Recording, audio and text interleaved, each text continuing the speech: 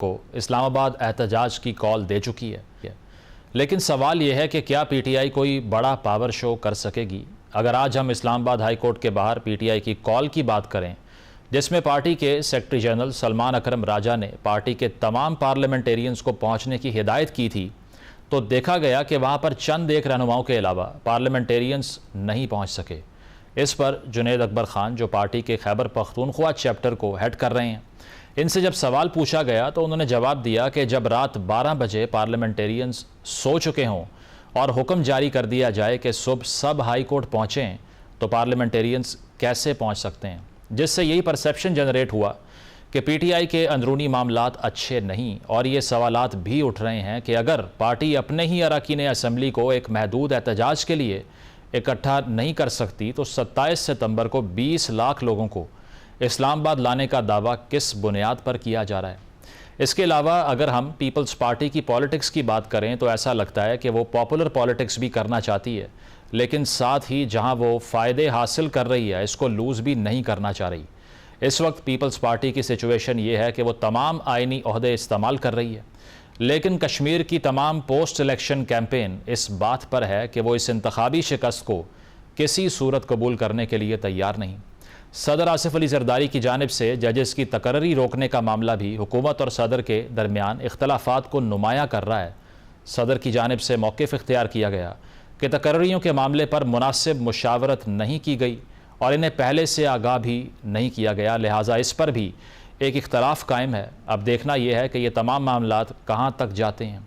इसी पर अपनी गुफ्तगू का आगाज़ करेंगे। हुज़ैफ़ा रहमान साहब ज्वाइन कर रहे हैं, मुआविन खसूसी हैं प्राइम मिनिस्टर के। पीपल्स पार्टी की सीनियर रहनुमा शर्मिला फ़ारूकी साहिबा मौजूद हैं और पाकिस्तान तहरीक इंसाफ के रहनुमा शौकत यूसुफ़ज़ई ज्वाइन कर रहे हैं। आप तीनों का बहुत बहुत शुक्रिया। हुज़ैफ़ा साहब, जो तीसरा मरहला है आज़ाद कश्मीर के इंतखाबात का, इसको लेके राना साहब ने भी गुफ्तगू की है, लेकिन जिस तरह से जो मोहसिन नकवी साहब का बयान था उस पर उन्होंने क्लैरिफिकेशन दे दी कि 5 साल शहबाज साहब ही पूरे करेंगे।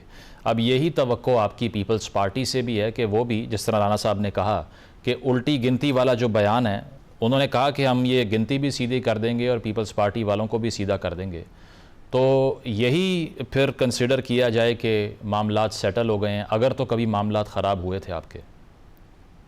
जी, बहुत शुक्रिया जी, मेहरबानी, आपने हुकूमत का मौक़िफ़ जानने के लिए मुझे मदऊ किया। पहली गुजारिश तो मैं करूँगा कि मैं नहीं समझता कि किसी भी वज़ीर के बयान के बाद हुकूमत मुस्तहकम होती है या हुकूमत घर चली जाती है। हुकूमत पार्लियामेंट में वो जो 169 का नंबर है, जब तक वो हुकूमत के पास है, हुकूमत कहीं नहीं जाएगी। और दूसरा, हुकूमत की डिलीवरी है। नकवी साहब के पहले भी बयान के बाद बहुत सारी चहमुगहियाँ हुई, हुकूमत की तरफ से एतमाद का मुज़ाहरा किया गया और आपने देखा कि नकवी साहब ने फिर अपने बयान की वज़ाहत भी कर दी। लेकिन मेरी सिर्फ गुजारिश इतनी सी है कि अगर पार्लियामेंट में या नंबर देखें, पीपल्स पार्टी हमारी बड़ी मजबूत इत्तेहादी है और पीपल्स पार्टी की हमें ज़रूरत भी है। आल्दो के जो 169 का नंबर, वो हम पीपल्स पार्टी पूरा कर चुके हैं। अगर आप देखें एमक्यूएम, पीएमएलएन, बाप और आईपीपी और जो 2 आज़ाद अराकीन जो औरंगज़ेब खिची और मुबारक ज़ेब पीटीआई के क्लेम में थे, लेकिन वो आज़ाद थे और फिर उन्होंने 26वीं आईनी तरमीम के वक्त काबीना को भी ज्वाइन किया और वोट भी दिया, तो ये 169 नंबर बनते हैं। और अगर वो आज़ाद अराकीन जिन्होंने पीटीआई को भी ज्वाइन नहीं किया, उनकी भी कुछ हमें यकीन दहानियां मौजूद हैं, तो में 184 का फिगर बनता है। इसके बावजूद भी हम समझते हैं कि मुल्क में सियासी इस्तेहकाम के लिए, जो कि मौशी इस्तेहकाम के लिए बहुत ज़रूरी होता है, पीपल्स पार्टी का हुकूमत का एलाई होना अशद ज़रूरी है।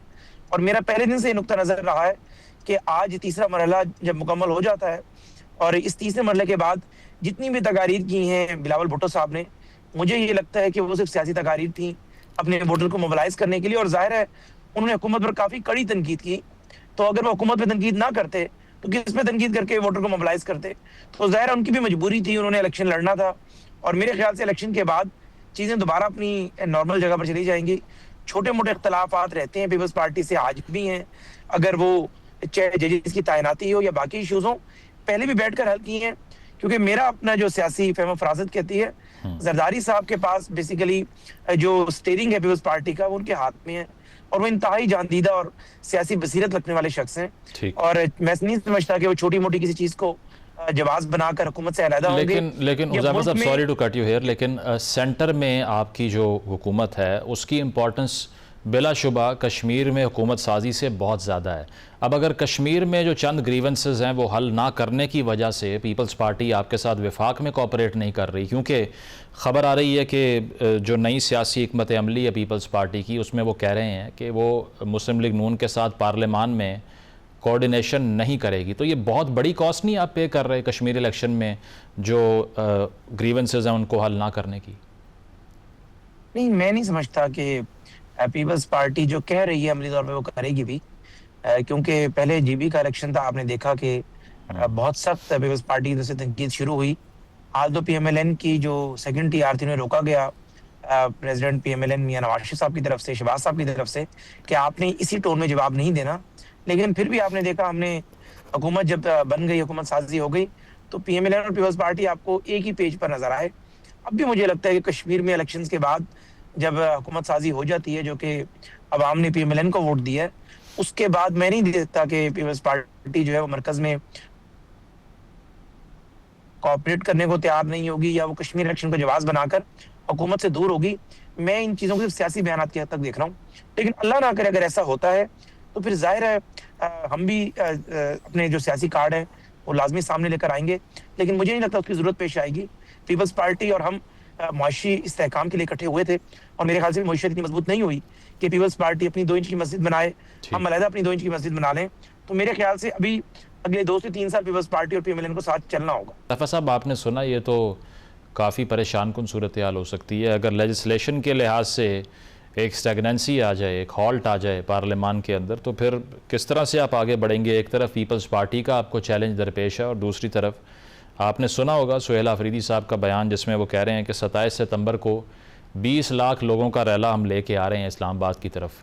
तो उस फ्रंट पे भी लड़ना है आपने, और अब इत्तेहादी भी आपको कोई बहुत ज़्यादा पहले की तरह पसंद नहीं कर रहे। जी, बहुत शुक्रिया। मैं बिल्कुल दोनों सवालों के जवाब देता हूँ। पहले फिर at the cost of repetition मैं गुजारिश कर दूँ मुज़म्मिल साहब कि वज़ीर आज़म शहबाज शरीफ साहब की हद तक विसा कोशिश होगी कि पीपल्स पार्टी उनकी इत्तेहादी भी रहे और इस हुकूमत के साथ रहे। क्योंकि मुझे याद है आज से तकरीबन 1.5 साल कबल जब पीपल्स पार्टी किसी बात पर नाराज़ हुई थी तो वज़ीर आज़म साहब ने वाज़ेह हिदायत की थी, लोग पीपल्स पार्टी एंगेज थे कि पीपल्स पार्टी सूरत इस हुकूमत का हिस्सा होनी चाहिए और हमारा इत्तेहाद सिर्फ इस वजह से मुतासिर ना हो कि अब हमारे पास नंबर गेम पूरी हो गई है। लेकिन ये अलहदा सवाल है कि क्या पीपल्स पार्टी के साथ इख्तलाफ कर सियासी इस्तेहकाम कायम रहेगा? तो मेरा जवाब एब्सोल्युटली नॉट होगा। बिल्कुल, अगर पीपल्स पार्टी भी सड़कों पर होती है तो सियासी इस्तेहकाम मुतासिर होगा। लेकिन जहां तक आपने बात की पाकिस्तान तहरीक इंसाफ की, मैं आपको एक रियलिस्टिक बात बताऊं मुज़म्मिल साहब, पाकिस्तान तहरीक इंसाफ के पास अब स्ट्रीट पावर नहीं रही। वोट बैंक जरूर मौजूद होगा, क्योंकि अगर स्ट्रीट पावर मौजूद हो तो आपको ना एनओसीज की जरूरत होती है, ना कर्फ्यू आपकी राह में रुकावट बनते हैं। बिल्कुल, अगर सुहेल अफरीदी साहब 20 लाख तो बहुत बड़ी तादाद है, अगर 1 लाख बंदा भी मोबिलाइज कर देते हैं तो हुकूमत के लिए मुश्किल कैफियत पैदा हो जाएगी।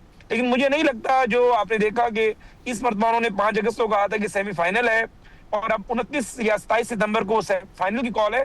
मैंने कई दफा आपके शोज में कहा कि फाइनल सेमीफाइनल की बात बहुत पीछे चली गई है। ये तो सिर्फ और सिर्फ वो 8वीं या 10वीं पोजीशन का मैच खेल रहे हैं।